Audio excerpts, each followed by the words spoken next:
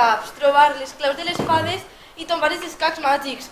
Uau, pensava que no trobaven la pedra filosofal. Buah, el primer llibre està molt bé, però a mi el que més m'ha agradat ha sigut el de les relíquies de la muerte. Això sí que és un mal de panxa sense parar. Resulta que Harry ja no té protecció màgica i al pobre li passa cada cosa. Bueno, no vull fer-te spoilers, però mola molt. Harry Potter està bé, però sabeu que m'enganxa jo? ¿A qué? A las novelas ejemplares de Cervantes. Què dius, en sèrio? Ostres, és que en clase de vegades es manen cada cosa de la marinera. Però espereu, el Lazarillo no estava tan mal. Pobre xaval, li venien les bascollades per tot arreu. Que va, ens ho va manar la mestra de llengua i que lo que vos diga, no està tan mal. Bueno, és un rotllo. Està escrit en un castellà de l'any de la picor i no s'entén res. Però bueno. A mi els còmics també m'agraden. Mireu, ja van els friquis carregats de llibres. Ja vos val, sou un muermo. Venim a Cadriel, anem a fer un marató a la videoconsola. Va, xaval, vinga-us-en, comprem unes pizzas i es connectem. Estic sol a casa. No, anem a la Biblio. S'heu apuntat a un club de lectura on hi ha molt bon rotllo. Xiquets som nosaltres i s'ho passem superbé. Sí, home, però hay que feu, avorrir-se, perquè una altra cosa... Llavors, un dia més de la Biblio no dóna crèdit. Vosaltres esteu mal del cap. Mireu, per ahí, Didax, Sara i Duan. Ei, voleu vindre a Cadriel? Fem un marató de videojocs.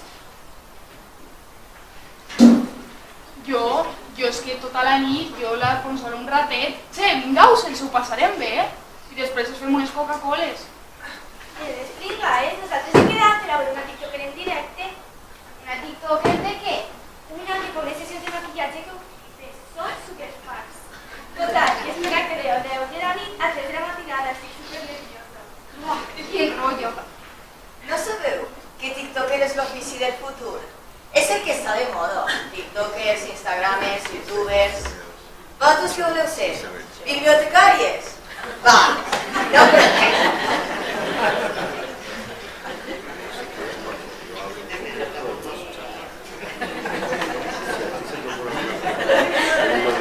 Va, no crec.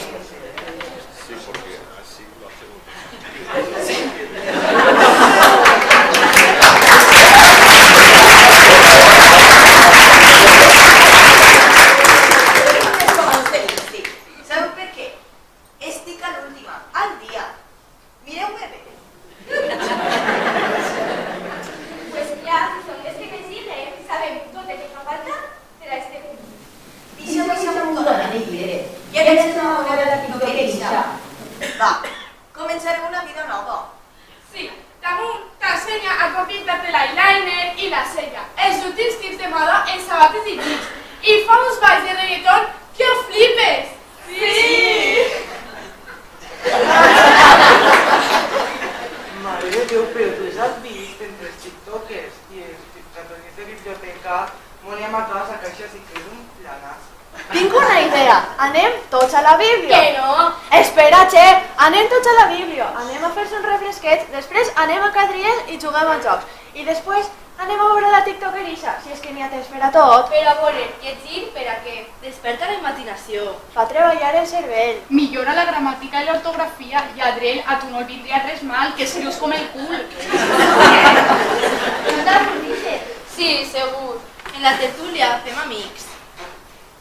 Allibera les nostres emocions. Fas esport, el món de risa, plores. Però què dius? En la Play sí que t'emociones, sí. Si no t'agrada una novel·la d'amor, llitges una de terror o de ciència-ficció. Quan vas al cine i no t'agrada la pel·lícula, què fas? No tornes a veure cap més? No, ens tries l'altra, pues els llibres igual. S'agradita, pues donem un rato, no ens a mirar. Felicia, a la Biblio. Nosaltres som modernes. M'agrada la Biblio de vuelos, fliquis i raros. És que t'acompanya a casa. Deus d'estar en calentura. Estàs dient unes tonteries. Què pa què? Jo estic perfecta. Va, que tampoc fa tant. Tia, com anem amb estos a llegir, ens abandonen els followers. Abans vol que ens abandonen els followers. Va, anem. En sèrio? Un momentet, però con sense hacerle algo de estos, Pense penjar una història i posar-nos a tots a parir.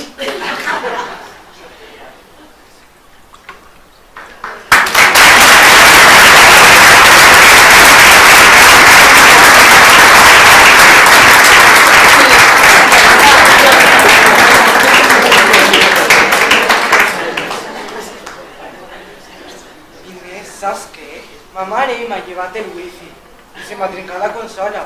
Si no puc jugar, estic ansiós, no sé què fer. A mi també m'està trencant la consola i em morí de avorriment.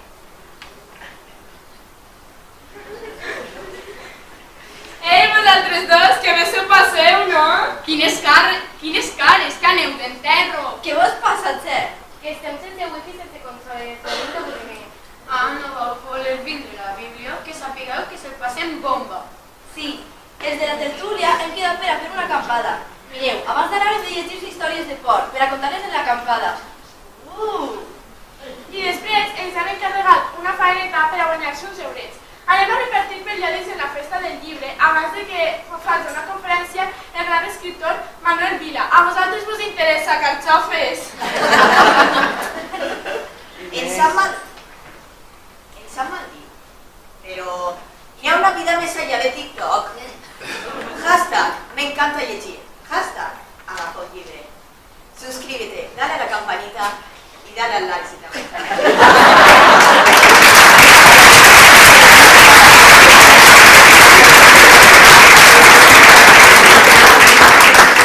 Paciència, ja li llevarem el bici a poc a poc. Vinga, va, Inés, vols que anem? Sí, no? Té bona pinta i es morim d'avorriment. A veure, què hi ha que repartir?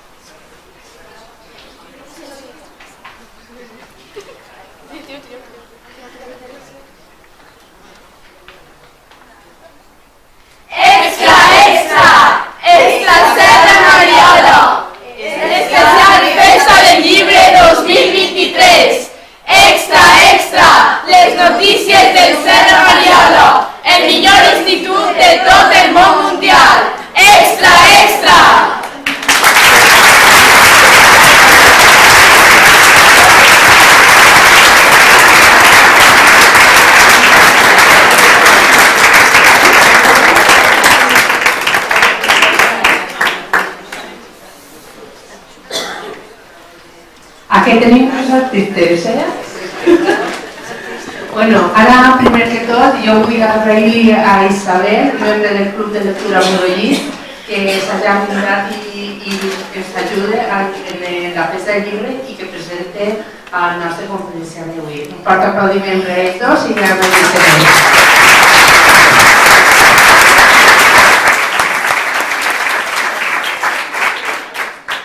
Molt bona vesprada a tots.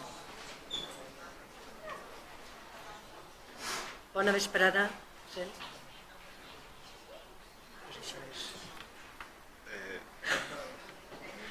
Sí, ahora. Sí.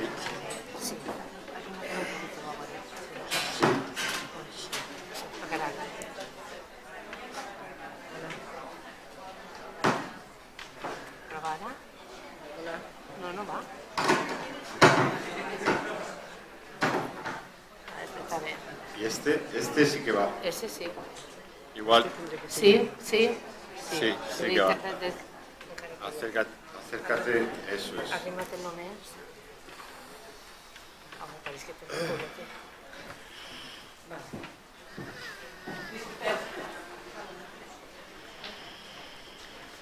Bona vesprada a tots y a totes. Muchas gracias por estar así. Buenas tardes y bienvenido, Manuel. Muchas gracias. Voy a hacer esta presentación en castellano por deferencia al autor que hoy nos visita. No, entiendo perfectamente el catalán. O sea que, perdón, en valenciano. O sea que si quieres hablar en valenciano...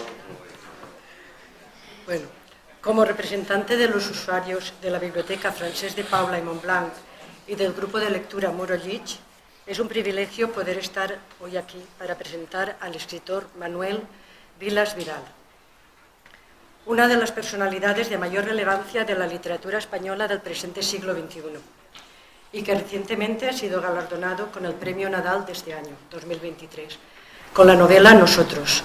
Enhorabuena. Muchas gracias. Manuel Vilas posee una extensa obra literaria y ha destacado como poeta y como narrador, obteniendo numerosos premios a lo largo de su carrera. Nació en Barbastro, Huesca, en 1962, se licenció en Filología Hispánica y ejerció como profesor de literatura en varios institutos. En sus inicios como escritor alcanzó renombre como poeta. En sus obras El cielo, publicada en el año 2000, Resurrección, 2005, Premio Jaime Gil de Viedma, Calor, 2008, Premio Fray Luis de León, Gran Vilas, 2012, Premio Ciudad de Melilla y El hundimiento, 2015, Premio Internacional de Poesía Generación del 27. Su obra lírica fue compilada por primera vez en 2010 con el título Amor. Después fue ampliada como poesía completa en 2016 y posteriormente, en 2022, publicó Una sola vida, su último libro de poesía. Sus poemas destacan por su carácter autobiográfico y existencial, así como por su representación crítica de la España actual. Para Manuel Vilas, la poesía ha sido su pasión. Como él mismo dice en el prólogo de su último libro publicado, la poesía ha sido mi familia, mi destino, mi casa, mi nación y mi memoria. Toda la vida intentando ver poesía por todas partes, porque si no sentía poesía por todas partes, no sabía vivir. Paralelamente a su obra como poeta, su trayectoria narrativa se inicia en 2008, con la publicación de su novela España, que fue elegida por la revista Quimera como una de las 10 novelas más importantes en español de la primera década del siglo XXI. Le siguen en 2009 Aire Nuestro, galardonada con el Premio Cálamo, Los Inmortales, 2012 y El luminoso regalo, 2013. En 2014 publica los libros de cuentos Z y 700 millones de rinocerontes en 2015. Es autor del libro de viajes a América y de 2 volúmenes diferentes, Lou Reed era español, en la que mezcla la memoria juvenil y una recreación imaginativa de los viajes del antiguo líder de la Velvet Underground por España, y Listen to Me, una recopilación de sus estados de Facebook. Ese mismo año fue galardonado con el Premio Llanes de Viajes y el Premio de las Letras Aragonesas del 2015. Ha colaborado también con diversos medios como El Heraldo de Aragón, El Mundo, y en la actualidad también colabora con los periódicos del Grupo Vocento, así como de los suplementos literarios Magazine, de La Vanguardia, Babelia, El País y ABC Cultural ABC. Pero siguiendo con la narrativa, sin duda su libro de mayor éxito, tanto para el público como para la crítica, fue su novela Ordesa, publicada en 2018, que fue traducida a más de 20 idiomas. Fue elegida Libro del Año por Babelia, obteniendo el premio también Fémina, concedido en Francia a la mejor novela extranjera. En esta obra, el autor indaga en su relación con sus padres ya fallecidos y también retrata una sociedad y un país, España, con el que tiene una relación de amor-odio. No obstante, la búsqueda de la belleza y su fuerza vital son constantes en su literatura. Al año siguiente, en 2019, publica su novela Alegría, con la que fue finalista del Premio Planeta de ese mismo año. Y en 2022, Los Besos, una historia de amor maduro situada en los inicios de la epidemia del COVID-19. Y finalmente, con su última novela, Nosotros, gana el Premio Nadal de este año, otorgado en Barcelona el 6 de enero de 2023. Y como dice el propio autor, recibo ilusionado como el mejor regalo de Reyes. Como podéis ver, una vida fructífera, intensa, llena de literatura. En esta novela Nosotros, que me permito comentar brevemente y que he tenido el gusto de leer y disfrutar, Manuel Vilas muestra la maestría y sensibilidad con la que sabe plasmar el alma y la mente humana, en este caso la femenina, y expresa de manera original y extraordinaria los sentimientos y experiencias amorosas que la protagonista quiere seguir experimentando más allá de la muerte del ser querido. El lenguaje ágil, las pinceladas poéticas, el humor y la excentricidad con que trata este amor que roza la locura facilitan al lector el seguir el ritmo de la lectura e ir adaptándose a los nuevos descubrimientos de la personalidad de la protagonista, que van apareciendo sorpresivamente a lo largo de la novela. Hoy, Manuel Vilas viene a hablarnos en su conferencia de lo que ha supuesto la literatura en su vida. Como él mismo dice en alguna de sus entrevistas, estoy en la literatura por pasión, sentimiento, placer, fuerza vital. La literatura es emocionarte, tocarte el corazón, expresar el amor y la libertad, los grandes ideales de la vida. Muchas gracias, Manuel, por su literatura, por estar hoy aquí y poder escuchar sus palabras, que de seguro nos van a emocionar. Le cedo la palabra. Muchas gracias.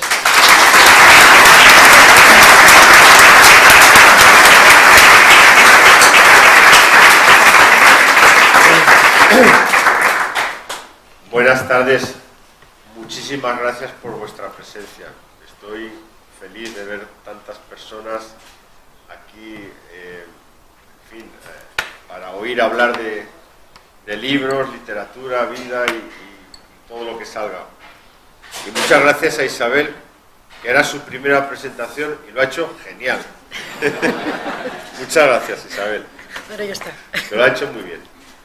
Y ha dicho todo lo que había que decir. Muchas gracias a Judith y a Chelo y a todas las personas que hacen posible este ciclo, que bueno, veo aquí que hay un plantel importantísimo de escritores de este país y por tanto esto habla de un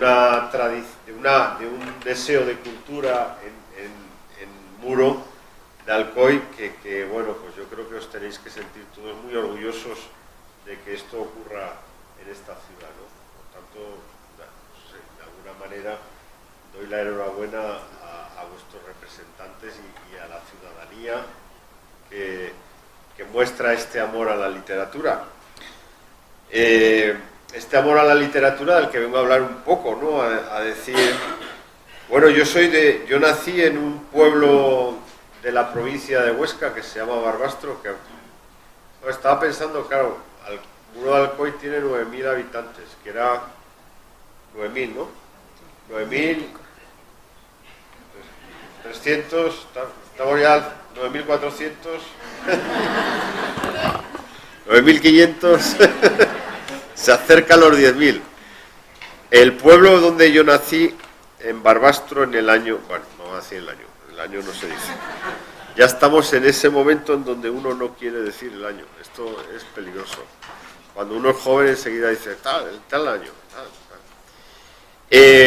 Barbastro tenía 13.000 habitantes, 13.000. Ahora tiene, en fin, después de muchos años, tiene 17.000. O sea que en 60 años ha subido 4.000 habitantes, ¿no? No es mucho, pero bueno. Pero quiero decir que de 9.000 a 13.000 no va mucho, ¿no? Y por tanto puedo entender un poco cómo puede ser la vida ciudadana en Muro, ¿no? Porque yo vengo de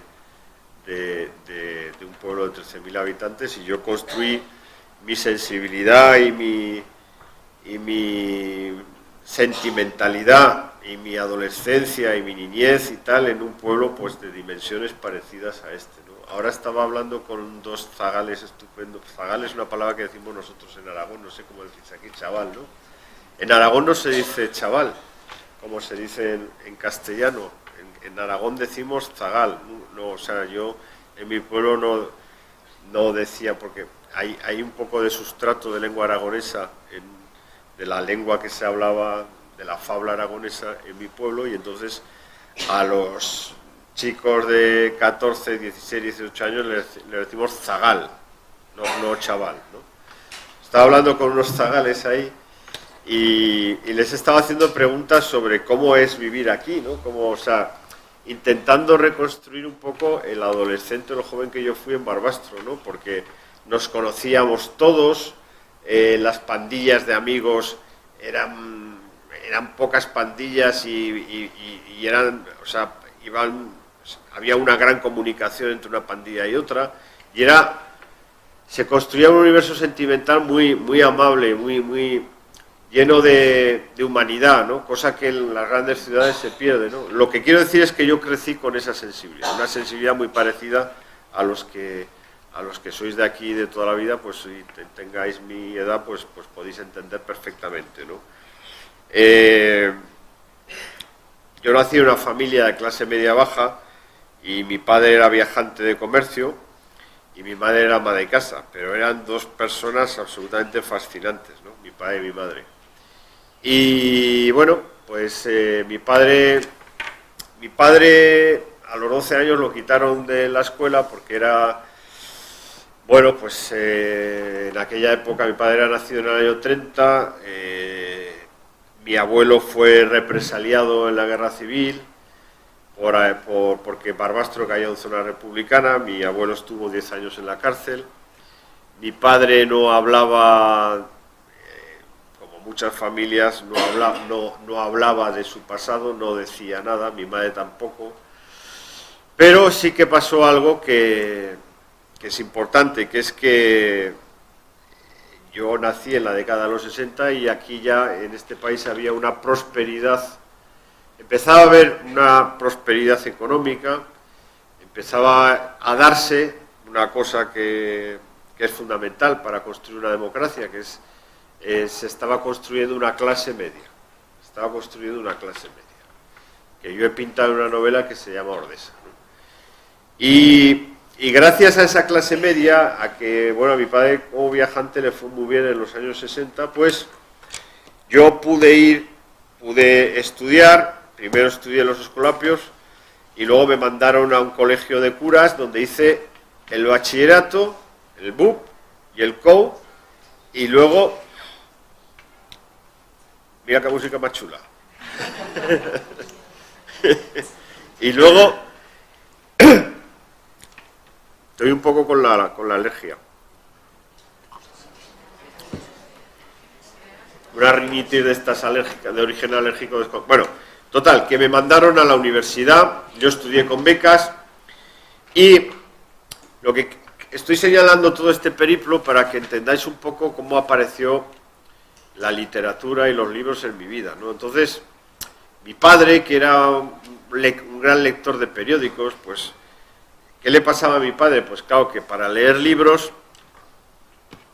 para leer novelas, pues hace falta una formación, ¿no? Inevitablemente. Hombre, mi padre era muy lector de periódicos, ¿no? Pero libros no leía, ¿no? Y no, yo entiendo por qué no leía libros, porque a una persona tú la quitas de estudiar a los 12 años y la dejas con una formación incompleta, ¿no?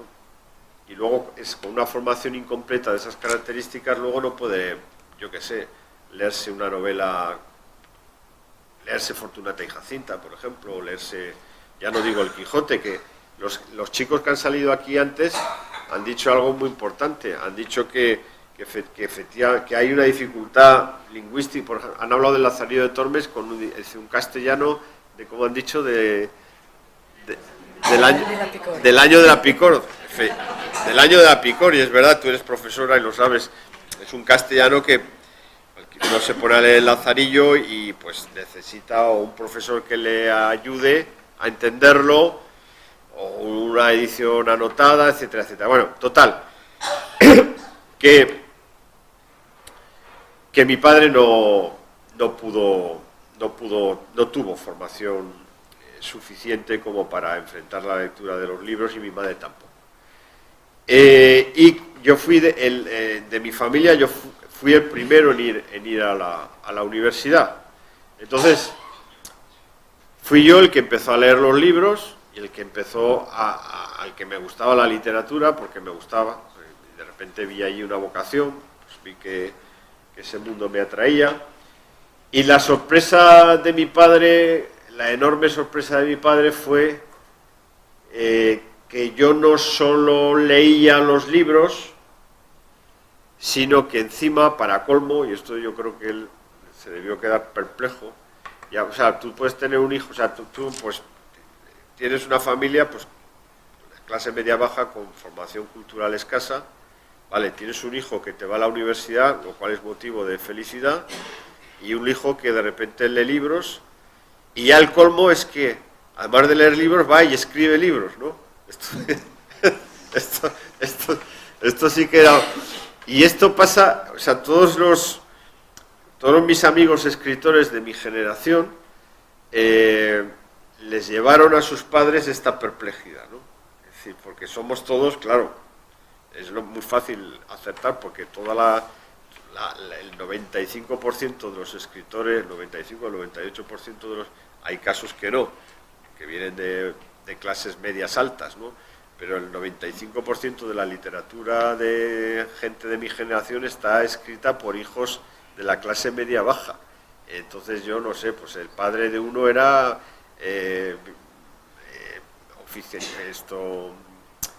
recepcionista, el padre de otro era militar reenganchado, el otro era no sé qué, o sea, yo qué sé, oficios que no eran ni abogados, ni médicos, ni nada por el estilo, ¿no? Entonces, por ejemplo, hay un libro de Luis Landero que se titula El balcón en invierno, que si lo habéis leído, es un libro excepcional. Luis Landero, que aunque es de una generación mayor que la mía, él lo cuenta muy bien. Él dice, en mi casa no había libros y yo leo libros y encima escribo libros, ¿no? Es decir, una especie de una cosa que bien se podría llamar redención social, ¿no? El caso es que mi padre, misteriosamente, mi padre compró libros.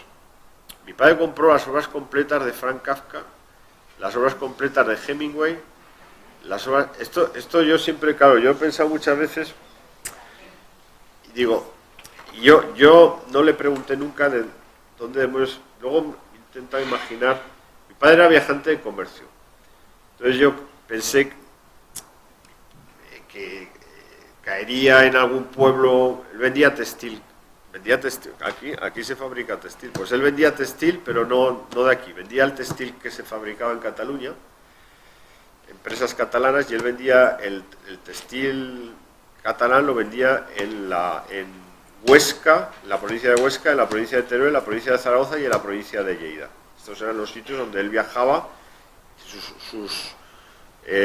sus clientes eran sastres, ¿no? Y ¿a dónde iba yo ahora? Entonces, claro, yo viví una infancia en donde había mi madre los veía, esos libros, bueno, tenían un valor decorativo importante, no decía nada, ocupaban un trozo grande de la estantería, y estaban las obras completas de Hemingway, había alguna novela de Dostoyevsky, estaba El Quijote, estaba Frank Kafka, y yo esos libros los veía ahí de manera enigmática en mi infancia, porque claro, estaban con el celofán, no los había abierto. Mi padre no los había abierto porque mi padre, o sea, una persona, un viajante de comercio, habiendo dejado de estudiar a los 12 años, ponerse a leer a Kafka, pues es que es como que no. Y yo pensé muchas veces, porque yo no le pregunté nunca a mi padre qué hacían esos libros allí, esto es un error mío total, que lo he contado en Ordesa. Entonces, yo pensé que en alguna fonda de algún pueblo de Aragón, donde él se alojaba cuando iba a vender sus ropas, coincidiría con algún viajante de Planeta, porque los libros eran de Planeta, coincidiría con algún viajante de libros de Planeta. Y le debió ver a lo mejor muy desesperado al viajante de libros de Planeta. Si ya desesperante era su negocio, pues debió pensar que el otro aún era más desesperante.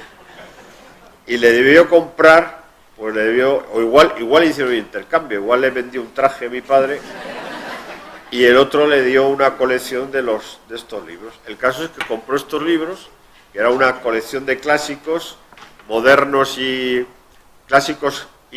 contemporáneos, y esos libros aparecieron ahí en mi casa en unas ediciones estupendas y de lujo. Bueno, tal, bien.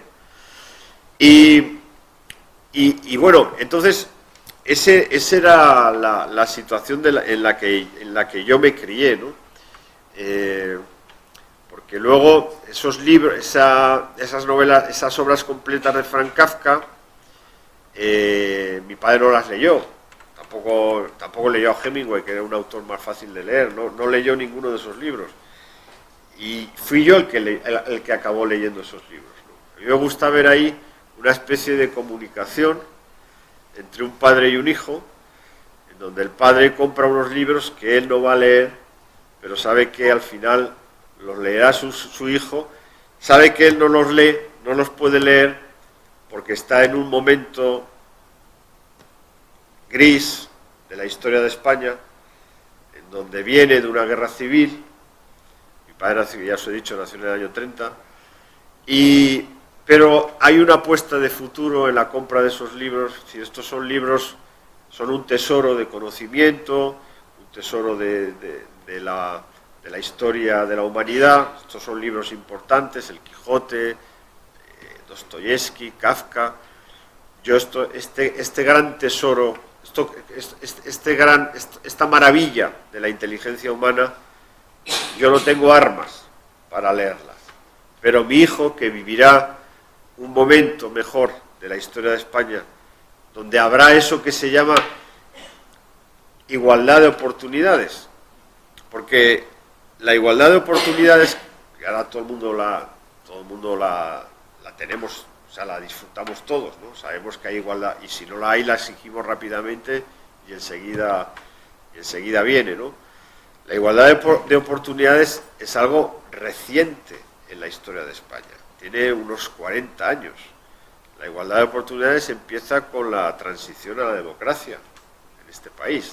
Yo estudié toda mi carrera, la estudié con becas, y las becas empezaron a funcionar en España finales de los 70, principios de los 80, empezaron a ser becas de cuantías importantes, ¿no? Gracias a esa igualdad de oportunidades, yo al final pude tener una formación universitaria y pude leer esos libros que mi padre había comprado destinados para mí, ¿no? Entonces yo todo ese ambiente familiar lo retraté en una... Esta charla que os estoy dando se titula Literatura y Vida. Toda esta vida familiar yo la retraté en una novela que se llama Ordesa. El fundamento de la literatura, yo escribo literatura porque amo poderosamente la vida. Para mí, lo más importante es la vida. Yo soy un gran vitalista. Yo estoy en esto de la literatura porque me parece que es un milagro estar vivo. O sea, todos los que estamos aquí somos depositarios de un milagro extraordinario, que es la vida, ¿no? Entonces, yo lo único que soy es muy consciente de ser depositario de ese milagro. Todas las mañanas me despierto y veo la luz del sol y me tomo un café y salgo a la calle y hay árboles y hay gente y está tu familia y están tus amigos. También hay alguno que no querrías ver, pero bueno, que vas tampoco pasa nada. También te encuentras, pero tiene que haber de todo. Pero no, procura no verlo. Y todo este maravilloso prodigio, la manera que yo he tenido de contarlo, de celebrarlo, es a través de la literatura. ¿A mí qué me ha pasado? Normalmente la gente disfruta de la vida sin necesidad de tener que contarlo. Por tanto, yo pienso que disfrutan dos veces. Yo casi es como si disfruto una y luego tengo que ir a contarlo. Entonces pierdo mucho tiempo contándolo. Pero bueno, el asunto es que para mí la literatura que yo escribo es una celebración de la vida. Eso, por ejemplo, explica por qué me metí yo a escribir una novela como Ordesa, porque Ordesa está escrita tras la muerte de mi madre. Mi madre murió en mayo del 14. Mi padre ya había muerto, mi padre murió en el año, en el 2005. Cuando vi que mi familia, con la muerte de mi madre, desaparecía, yo me puse, en un momento muy delicado de mi vida, porque ya me quedaba sin padre y sin madre, me quedaba huérfano, yo me puse vi la urgencia de contar la vida que había vivido mi familia. ¿Qué hago yo con esa vida que desaparecía, la vida de mi familia que desaparecía con la muerte de mi madre? Pues decirle a la literatura, tengo que contar esta historia, porque si no, estas vidas se las va a comer la muerte y el olvido, cosa que pasa en todas las familias. Y como yo era escritor, pues dije, pues esta es la mía, voy a usar la literatura para que estas vidas no desaparezcan. Y entonces me puse a escribir en Ordesa la historia de mi padre, la historia de la familia la familia de la que yo había sido hijo. Y yo empecé a escribir esa novela, nomás había una obsesión, empecé a escribir la novela para contar cosas que me obsesionaban, ¿no? Porque eran casi traumas, ¿no? Yo necesitaba contar esos traumas. Uno de ellos, te voy a contar una cosa bien traumática que viví en la infancia y que necesitaba contar, que era la relación que mi padre tenía con el coche. Mi padre era viajante de comercio, como ya he dicho, y el instrumento fundamental de un viajante de comercio es el automóvil. Y en mi casa, mi familia, éramos mi padre, mi madre, mi hermano, el automóvil y yo. El coche formaba parte de mi familia. Yo eso lo viví de crío. Llegaban los domingos y mi madre le decía a mi padre, bueno, vamos a tal sitio, que era domingo, vamos a ver, yo qué sé, vamos a darnos un poco de vidilla, vamos a tal sitio, decía mi madre. Mi padre decía, no, porque en ese sitio no hay sombra para el coche. Esto yo lo oía de crío, y de repente nos quedamos en casa, porque no había sombra para el coche, a no ser que a mi madre se le ocurría un sitio donde verdaderamente hubiera sombra para el coche, y era dificultoso. Y luego, por ejemplo, en las vacaciones, a mi padre le fue bien hasta el año 75. A partir del año 75, la empresa para la que trabajaba, el Textil Catalán, por culpa de la crisis del petróleo, le empezó a ir fatal y perdió casas que representaba, y a partir del 75 a mi padre le fue mal. Pero hasta el 75, bueno, le fue bien, quiero decir, le fue bien en el sentido de que teníamos 2 semanas de vacaciones en verano, y un amigo de mi padre, que también era viajante, entre los viajantes había en aquella España se contaban cosas, ¿no? Se habían descubierto, he descubierto un hostal donde dan muy bien de comer, era un WhatsApp de la época, pero con presencia física, ¿eh? Un WhatsApp de la época que ocurría pues en un bar o en sitios reales, ¿no? Creo que en ese sentido era más humano eso, ¿no? Ese WhatsApp que tenía mi padre tenía una dimensión más digna que el nuestro, ¿no? Bueno, no voy a entrar en eso, pero total, que un viajante le dijo a mi padre, vete en Cambrils, que es un pueblo de la costa aragonesa, dice, han abierto un hostal que está muy bien de precio y te puedes ir con tu familia, puedes irte 2 semanas y vas por tanto dinero, no sé qué y tal. Total, que mi padre, todos los veranos íbamos 2 semanas a ese hostal, o sea, 2 semanas a la playa. Pero ese hostal estaba, claro, mi padre le iba bien, pero no tanto como para coger un hotel a pie de playa. Y ese hostal estaba a 10 minutos de la playa de Cambrils. Y esa playa de Cambrils, ahora si vais, no era como la que yo estoy, como la que voy a contar ahora ha cambiado. Pero en ese momento, en esa playa, había creo que eran 5 o 6 eucaliptos frondosos, que daban unas 10, o daban posibilidad de 10 o 12 sombras, ¿no? Entonces, esas sombras eran ocupadas a las 8 de la mañana enseguida por la gente que tenía los negocios alrededor, que había pues tiendas de objetos de playa, colchones, gafas de bucear, chanclas y todo esto. Había un banco, había una churrería, había un bar. Pues toda la gente que trabajaba ahí, pues a las 8 de la mañana dejaba, 8 y cuarto por ahí, dejaba los coches en las sombras de esos eucaliptos. Entonces mi madre, en estos días de playa, mi madre me levantaba, yo tendría 8 o 9 años, mi madre me levantaba a las 7 de la mañana. Entonces yo, que era un crío bastante, que no era tonto, era un crío bastante espabilado, y yo me maravillo de lo espabilado que era. Por entonces yo le hacía a mi madre una pregunta bien sencilla, pero una pregunta que denotaba una inteligencia no menor. Le decía a mi madre, vamos a ver, si cuando estoy en el colegio, cuando voy al colegio, a hacer sexto, séptimo de GB, me levantas a las 8 de la mañana, porque las clases empiezan a las 9, ahora que estamos de vacaciones, se supone que estos son vacaciones, ¿por qué me levantas a las 7 de la mañana? Era una pregunta muy pertinente. Y mi madre me decía, porque tu padre tiene que dejar el coche en la sombra.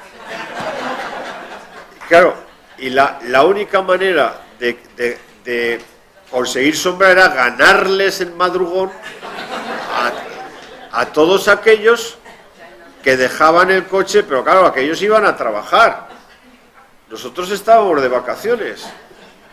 Entonces, mi imagen de la infancia era que de repente estábamos a las 8 y cuarto de la mañana en la playa, que no había ni Dios, y estaba ahí una familia disfuncional, adoradora de un automóvil. Estábamos los 4 ahí y claro, mi padre veía que el coche estaba en la sombra y ya estaba tranquilo, ya podéis veranear. Veranear todo lo que queráis, porque el coche está en la sombra. Y entonces yo veía a las familias que bajaban a las 10 de la mañana y yo las veía con una envidia, digo, mira, familias normales que bajan a las 10 y media, y yo, ¿por qué coño me ha tenido que tocar a mí una familia tan disfuncional como esta, ¿no? Tan rara como esta, ¿no? Total, que yo publiqué la novela pensando que esta historia era una historia absolutamente de familia disfuncional y rara, y automáticamente muchísima gente, muchísimos lectores me decían, tu padre era como el mío. Tu padre era como el mío. Mi padre, o sea, si mi padre no dejaba el coche en la sombra, le pasaba lo mismo que al tuyo, y bueno, y al final me hice con un anecdotario alucinante de gente y entonces yo llegué a pensar que España en 1970, 1971, que la península ibérica eran 30 millones de españoles dando vueltas por toda la península ibérica, buscando una sombra para el coche.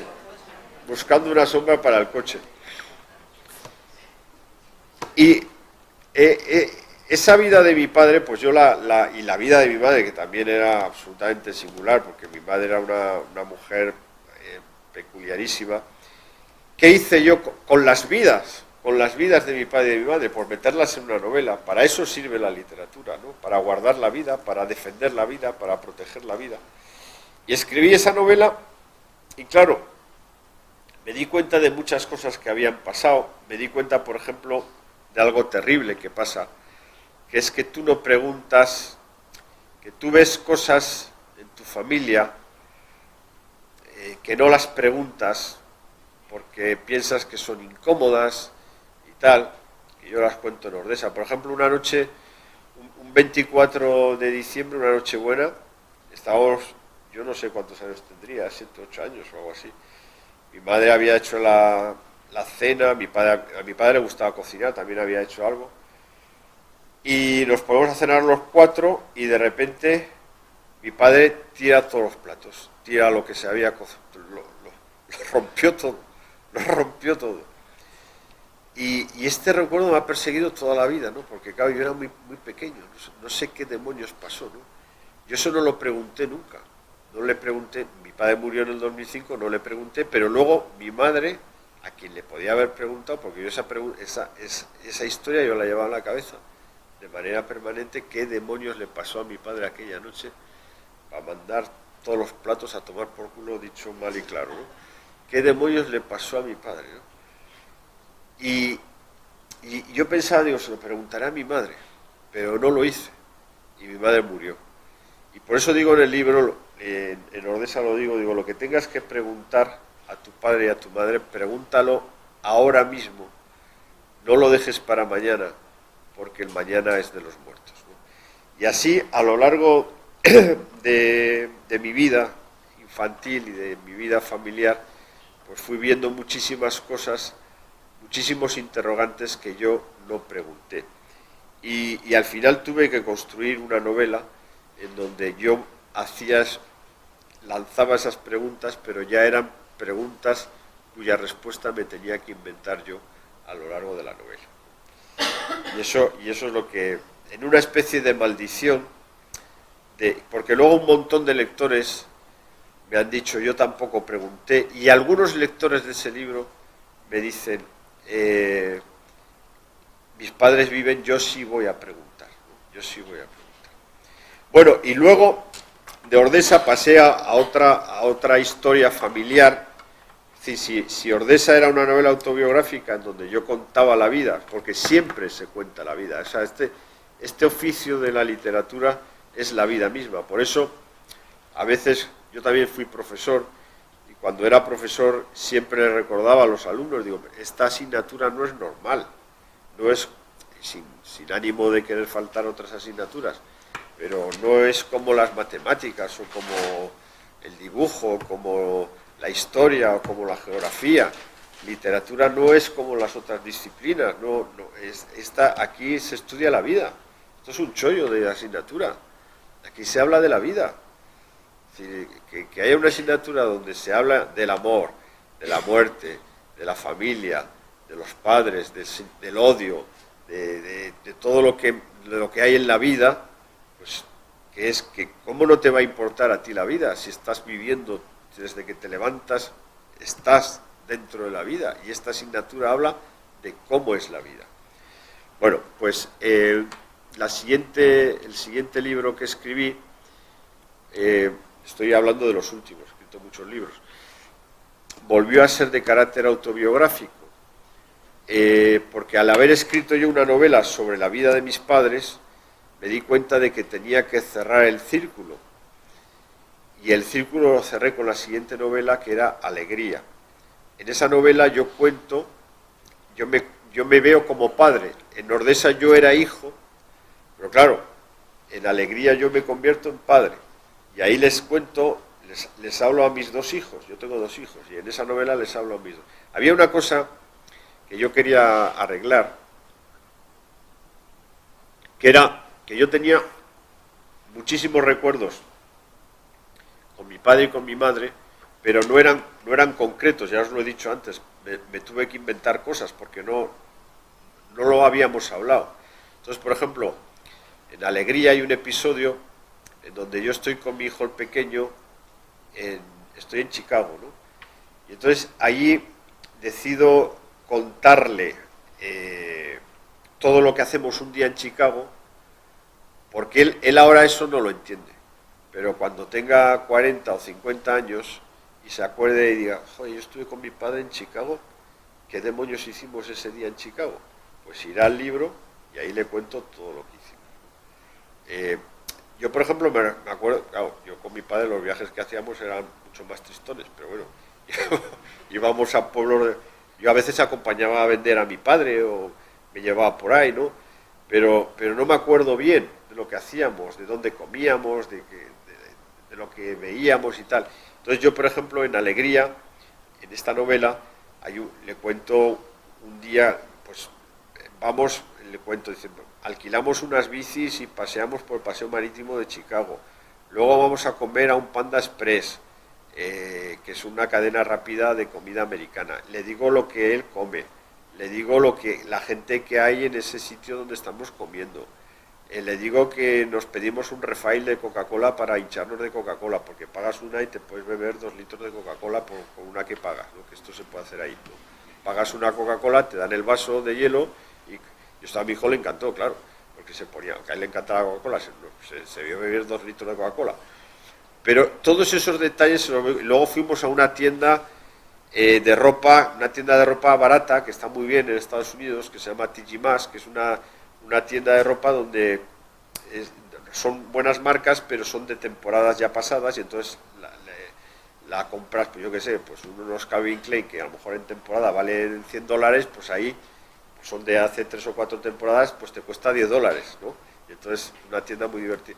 Entonces fuimos allí y le digo, y tú te probaste una sudadera y la sudadera no te gustaba, y luego te probaste un anorak y al final te compraste el anorak porque te gustaba, y luego nos compramos para cenar te compré una lasaña y en el microondas de la habitación te la puse y te la...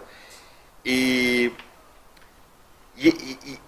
qué es eso? Pues otra vez salvar la vida, es decir, conseguir que ese día vivido con tu hijo pues esté escrito en una novela y dentro de... porque él, claro, él ahora, en el momento en que escribí yo eso, pues tenía 18 años, eso él, no, un chaval de 18 años no entiende esta cosa de su padre. De hecho, cuando yo terminé la novela, al pequeño le digo, mira, he escrito una novela en donde sales tú y salen cosas que hemos hecho tú y yo juntos y tal, y me parecería, creo que debes leerla, porque antes de que se publique, pues tendrías que leerla y tal, ¿no?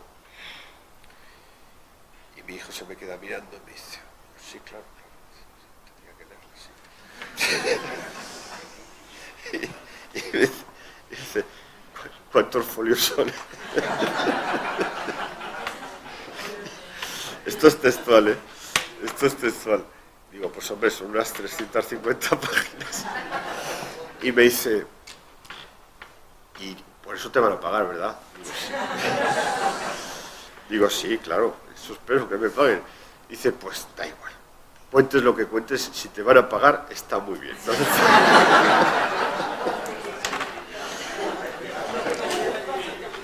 no hace falta que la lea, lo juro, ¿no? Total, que al final no la leyó y yo la publiqué igual, ¿no?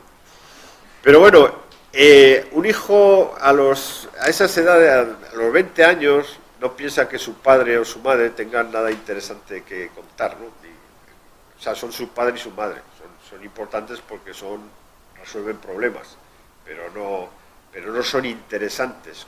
Interesantes son sus amigos o algún amigo de mayor edad, pero sus padres no son interesantes. Sus padres son interesantes cuando ya ha pasado el tiempo, cuando ya empiezan en la década de los 40 es cuando los padres se convierten en interesantes. Y estoy seguro que a los 50 años, cuando lea eso, pues entenderá y se producirá una cosa maravillosa, que es, se producirá el qué, amor, se producirá un encuentro de amor entre un padre y un hijo. Y seguí yo, claro, y entonces pues me di cuenta de que el amor es importantísimo en la vida de los seres humanos. Lo hablé de él en alegría, en Ordesa y alegría, pero era en el ámbito familiar, en las relaciones de padres, madres, hijos e hijas. Y me faltaba otros ámbitos en donde tratar este tema, que a mí que no es un tema que un escritor elija, porque le viene impuesto. Pues sí.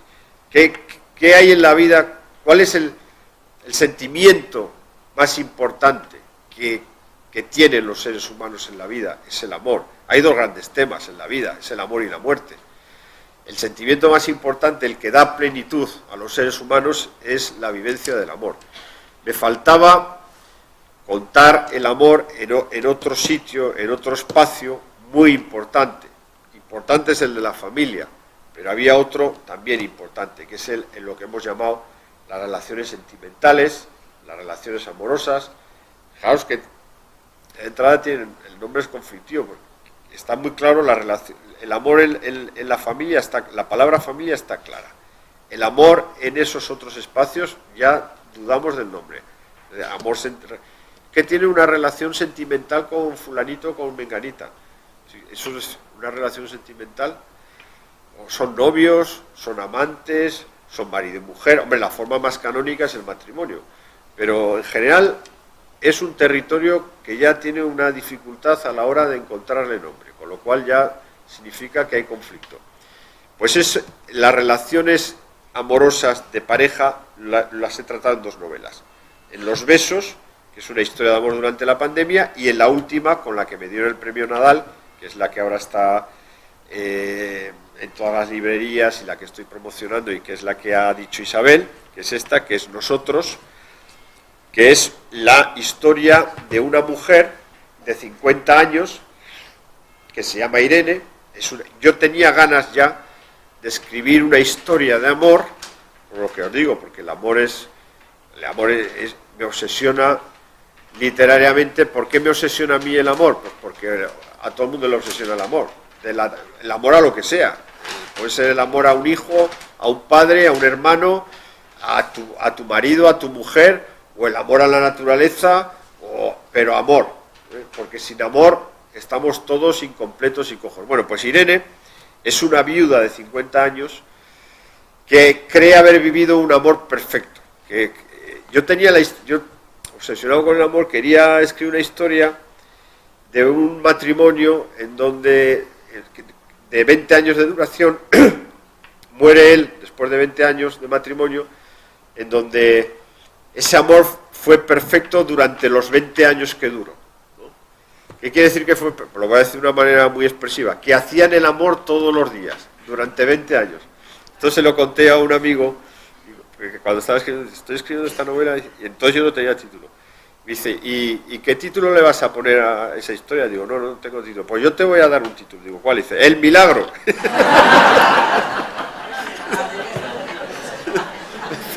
Dice, El milagro. Si se hace 20 años haciendo amor todos los días, eso se tiene que titular El milagro. Y esa historia divertida con mi amigo me hizo ver que había que trabajar más la historia, que tenía que tener grietas. Y bueno, la novela es compleja, porque efectivamente parte de la idea de que fue un matrimonio. Ellos dos tienen la conciencia de haber sido portadores de un prodigio. Se refiere muchas veces en la novela como que la naturaleza de vez en cuando manda un prodigio a la humanidad y que ellos fueron los receptores de ese prodigio y por eso su amor fue perfecto. Irene, la protagonista de la novela, se da cuenta de que en el amor, o sea, lo que venimos aceptando socialmente en el amor es, como en la conversación pública sobre el amor, hay componentes incuestionables. Por ejemplo, la lealtad entre una pareja de matrimonio, una pareja de lo que sea, pues que se quieren, tiene que haber lealtad. La lealtad, la infidelidad es otro tema, pero bueno, es la fidelidad, perdón. Pero la lealtad sí. La confianza, el respeto es fundamental en una historia de amor. El respeto es fundamental en una historia de amor. Es fundamental la complicidad, ¿no? El saber qué está pensando el otro. La comprensión y no el juicio. Comprender al otro y no juzgarlo. Otro valor fundamental es el cuidado.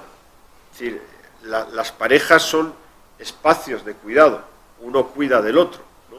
Esto es fundamental. Y luego, cuando se van cumpliendo años, hay otra cosa que es fundamental en una pareja, que es el aprendizaje común de la vida. O sea, aprendes al lado del otro o de la otra las lecciones de la vida. Y eso es maravilloso. Pero ella se da cuenta de algo inquietante, que todas esas cosas son estupendas y extraordinarias, pero que cojean si no hay placer. Si no hay placer. Entonces esa es la lección más escondida que hay en la novela. Ella se ha quedado viuda y la novela empieza, y con esto ya termino, no quiero hacer spoiler de la novela, empieza con que ella está en Madrid, va a Málaga, de repente siente la necesidad de emprender un viaje, un poco motivado ese viaje por salir de Madrid, por salir de la ciudad en donde su matrimonio había vivido. Se va a Málaga, se va a un hotel, en la novela aparece un montón de hoteles, yo he estado en todos. Llega al hotel, en Málaga hay un hotel muy emblemático, muy conocido, muy famoso en la ciudad, que se llama el Málaga Palacio.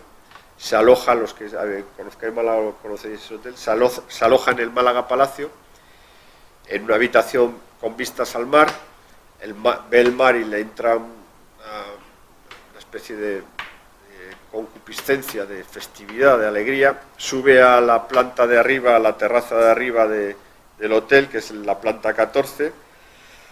Allí ve a un hombre que le resulta atractivo, ve que ese hombre empieza a comer, por tanto va a comer solo, no está esperando, porque al principio dice, este estará esperando a una mujer, un hombre guapo, pero ve que empieza a comer y no viene nadie. Le gusta el hombre, parece atractivo, se acerca a él, le gusta físicamente, pero necesita escuchar su voz, porque a cualquiera le puede parecer, este señor es atractivo, esta señora es atractiva, físicamente es atractiva, pero ¿y la voz? Que hay mucha gente que físicamente es atractivo, luego lo escuchas hablar y la voz, adiós atractivo, destroza el atractivo. Entonces ella se acerca, claro, el hombre se levanta pensando que la ha conocido en algún sitio, que no sabe de dónde, pero que en algún sitio la ha debido conocer. Intercambian unas palabras, ella le parece que la voz está bien, entonces le dice, la 11:14, y se va. La 11:14, oye, y se marcha. Y ella se va, nerviosísima, sube al ascensor, se va a la 11:14 a ver qué pasa. Evidentemente sabe que ese hombre va a venir, ¿no? Porque ella es guapa, ella es una mujer bella, ella es una mujer empoderada. Y entonces a los 5 minutos tocan en la puerta y en ese momento ella dice, ¿puedo abrir? ¿Puedo no abrir? ¿Puedo hacer lo que me dé la gana? Este hombre está a mis pies. O sea, si no abro, no abro, y si abro, abro.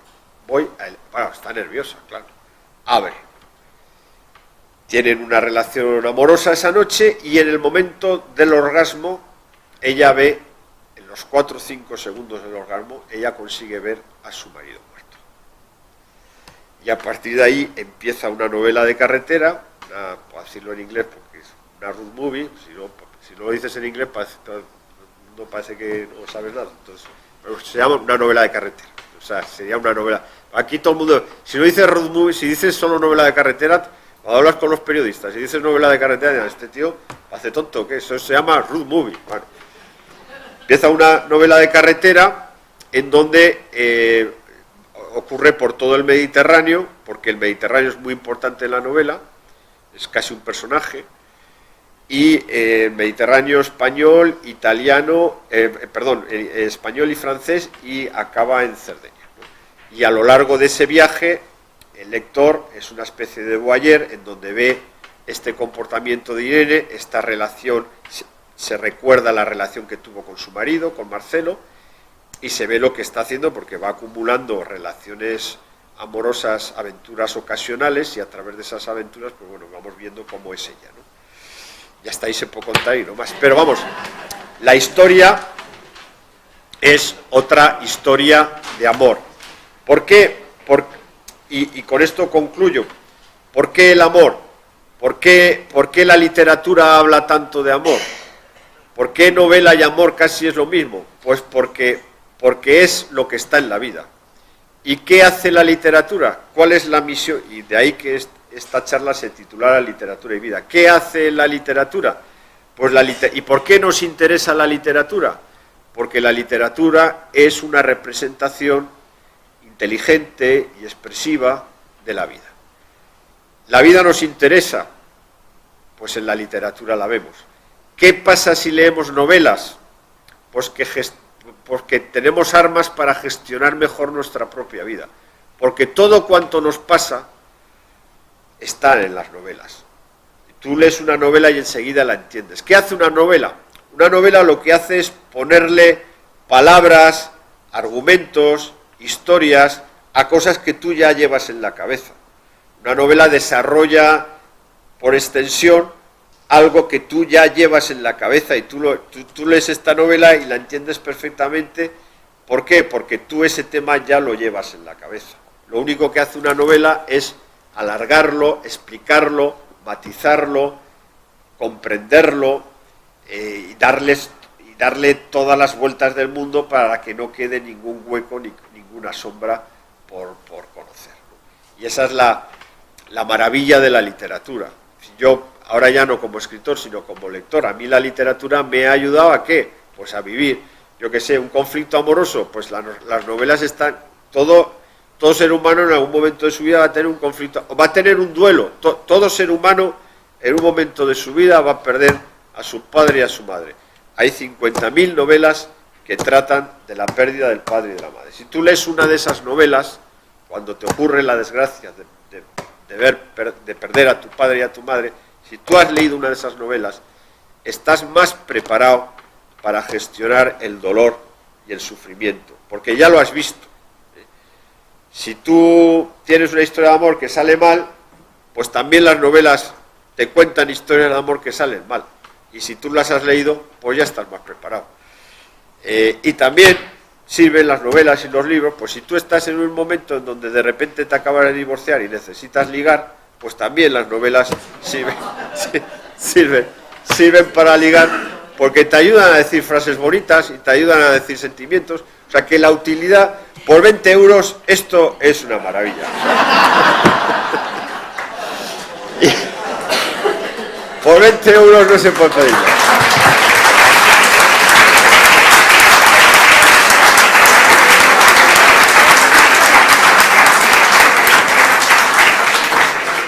Y bueno, con esto ya, si queréis, vamos el turno de diálogo, de coloquio, y os animo a que preguntéis todo lo que os apetezca.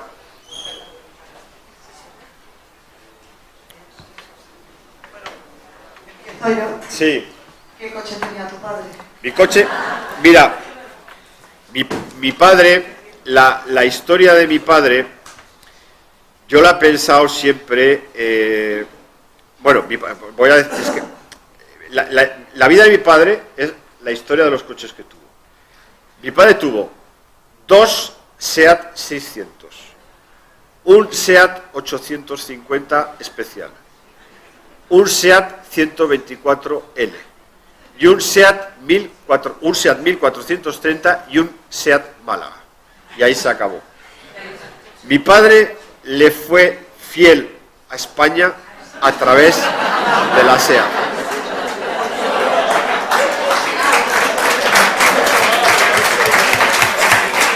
De hecho, yo tengo un recuerdo de 1972 en que mi tío Joaquín, el hermano de mi padre, el pequeño, se compró porque mi tío era viajante también, mi padre era viajante y mi tío era viajante.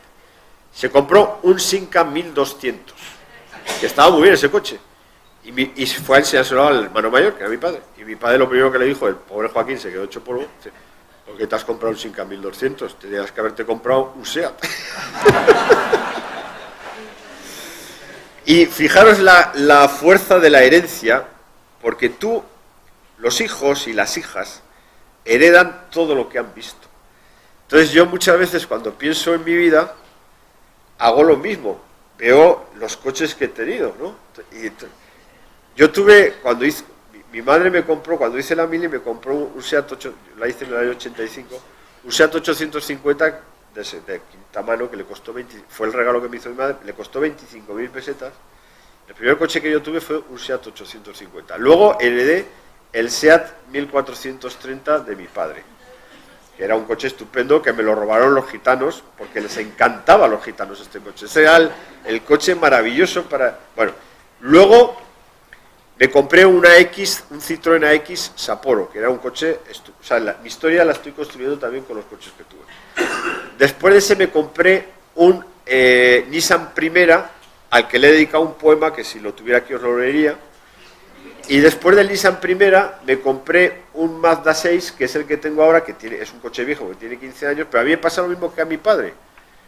Yo desarrollo una conversación con mi coche y luego no me lo quiero cambiar, porque me parece que es sí, entonces no me lo puedo cambiar porque me da pena el coche, ¿no?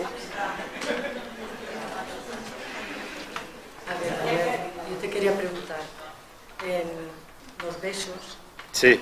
empieza la pandemia, Sí. es cuando el protagonista se va al confinamiento y curiosamente se está pensando qué libros llevarse y se lleva la Biblia y Don Quijote.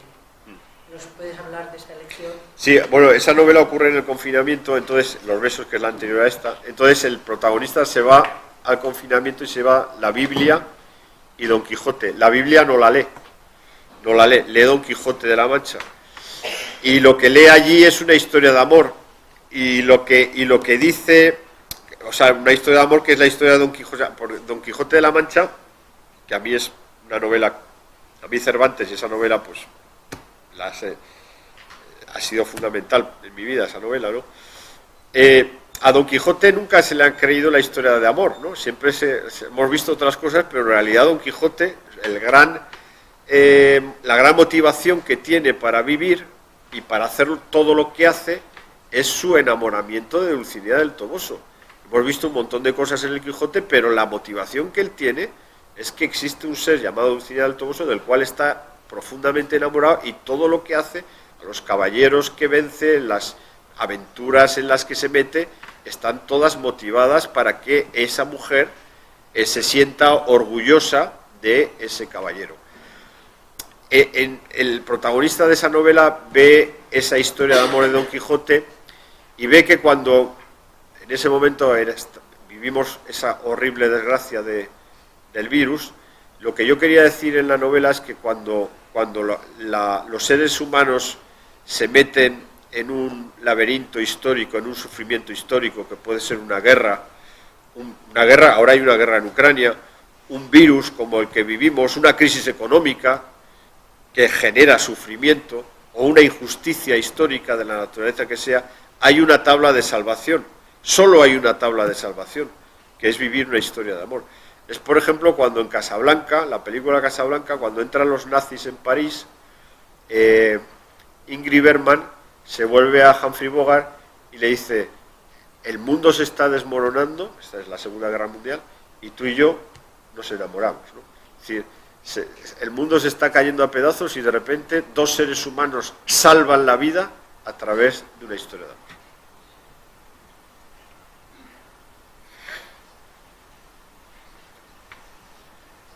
¿No os atrevéis?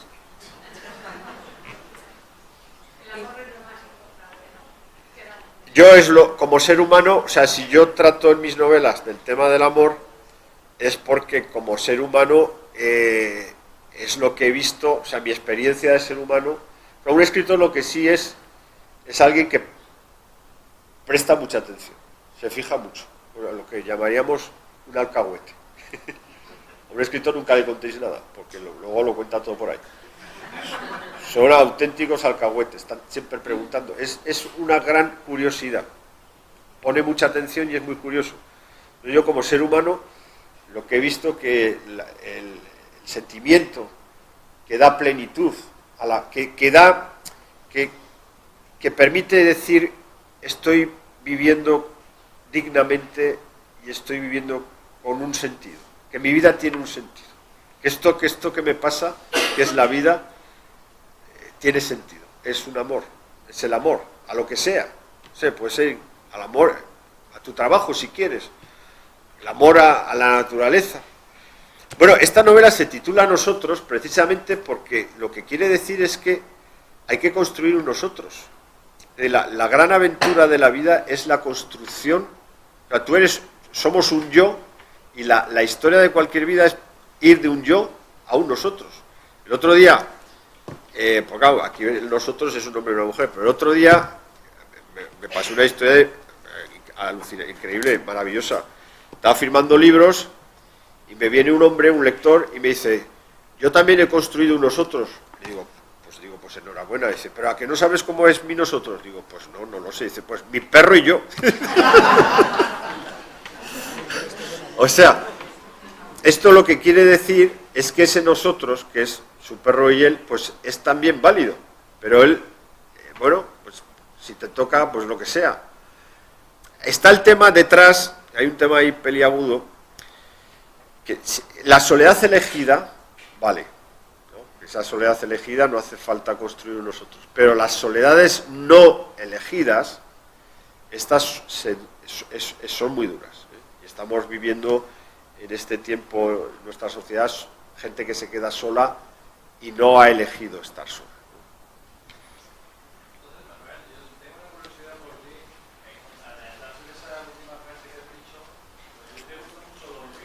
Sí.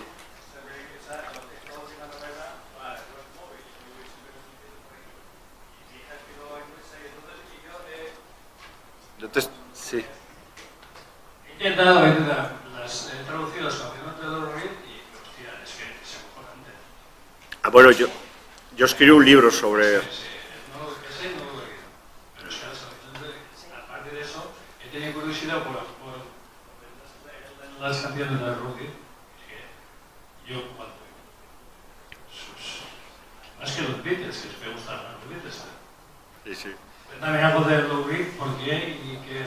Yo tengo un libro que se titula, a ver, te lo explico. Mira, yo en Barbastro, en 1974-75, yo tenía mi pandilla de amigos. Claro, nosotros pues teníamos 12 o 13 años y Barbastro pues era un pueblo, pues lo que más había era curas y militares, ¿no? Había un cuartel militar y había obispado.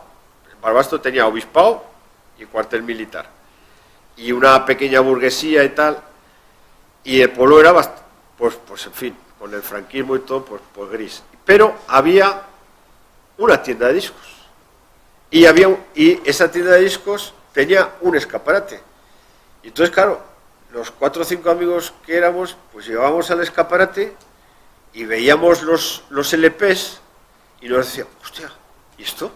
De repente, yo qué sé, la portada del Sgt. Pepper's de los Beatles, ¿no? Estábamos ahí los 4 mirando eso, ¿y esto dónde ha salido? O las portadas de los discos de David Bowie, ¿no? Salía con los pelos ahí y tal, o el Rock and Roll Animal de Lou Reed. Entonces íbamos ahí y dice, aquí pasa algo en otro sitio, algo importante está pasando en otro sitio. Aquí no, desde luego aquí no, en este pueblo no. Pero este escaparate nos avisa de que hay un mundo en no sé dónde, donde viven estos tipos, estos tíos tan interesantes que salen aquí. Entonces, claro, nos fascinaban esos tíos. Y entonces empezamos a comprarnos, o sea, hicimos un Spotify que era, yo me compro el de Lou Reed, tú te compras el de Bob Dylan y este se compra el de los Rolling Stones y luego claro, yo tenía 350 pesetas, valía un vinilo entonces. Yo me compro este y entonces nos los cambiábamos, ¿no? A mí me tocó el Rock and Roll Animal de Lou Reed, otro se compró uno de Bob Dylan y luego nos íbamos cambiando. Y yo cuando escuché el Rock and Roll Animal de Lou Reed, pues ya me pareció que aquello había una energía, una fuerza, una celebración de la vida, que eso te atrapa, y eso pues acabó construyendo mi educación sentimental. Yo de hecho me enteré de que existía Franco por Lou Reed, porque esto lo cuento muchas veces, la gente no se lo cree. O sea, yo vivía mi padre y mi madre no hablaban de política porque mi abuelo había sido represaliado por el franquismo. Silencio, la manera que tenían esta generación de querer salvarte a ti de ese horror era no contándote nada. O sea, era como ellos pensaban que te salvaban a ti. O sea, el silencio absoluto. Era su manera de proteger, era su forma de protegerte de lo que ellos vivieron. Yo me gasté las 350 pesetas en el Rock and Roll Animal de Lou Reed y nos comprábamos las revistas, los amigos, uno se compraba Liberaciones, otro se compraba el Disco Express y así nos íbamos enterando de quién demonios eran estos tíos tan divertidos y tan cachondos que salían en los discos estos. Entonces yo vi vi los artículos que salían sobre el rock and roll animal de Lou Reed y salían todos, decían, falta una canción porque ha sido censurada por no sé qué. Todos, falta la canción Heroin, le han colocado 3 canciones que no tienen nada que ver con el disco porque no sé. Y yo digo, hostia, me he gastado 350 pesetas en este disco y está incompleto, llevo un cabreo. Claro, a mí me había costado un huevo hacérmelo con las 350 pesetas aquellas. Y digo, ¿y esto por qué está, por qué está mutilado este disco y tal? Y entonces empecé a indagar y me di cuenta, claro, que vivía en una dictadura y que había una cosa que era censura, que me había jodido el disco, la censura. Y así me enteré yo de que existía Franco. No, es una manera original de enterarse, ¿eh?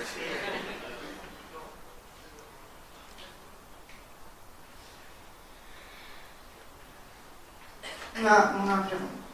Está claro que escribes también desde la experiencia de tu vida, es tu inspiración, pero aparte de esa inspiración propia, de la propia experiencia, ¿qué referentes literarios tienes? Bueno, en novela hay 2 fundamentales, que fueron los que fue Cervantes y Kafka, ¿no? ¿Eh? ¿Por qué? Bueno, yo Kafka, a ver, yo cuando empecé a leer a Kafka en la colección esta de mi padre, que fui yo el que rasgó el celofán, yo al principio no lo entendía. Yo a Kafka cuando empecé a leerlo con 20 años no lo entendía, 19, 20 años no lo entendía, y me cabreaba con el libro, ¿no?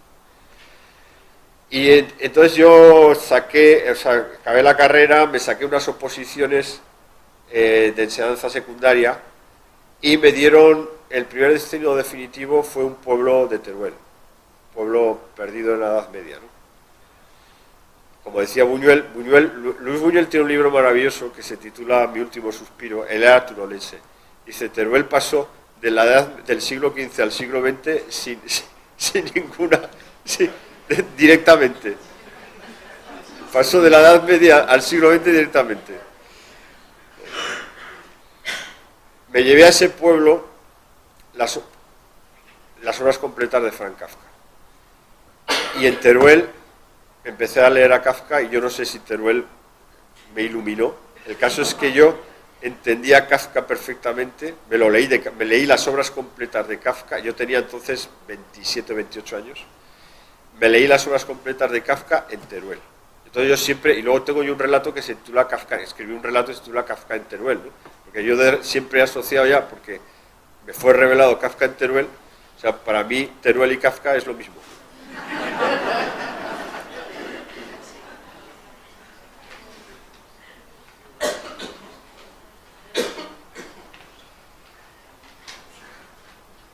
Pero vamos, aquí tenemos la suerte de que una de la gran novela de la historia de la literatura universal la tenemos aquí, que es El Quijote de Cervantes, que es una obra prodigiosa. Bueno, pues si no hi ha més preguntes, ara Manuel signarà llibres aquí avui. Muchísimas gracias.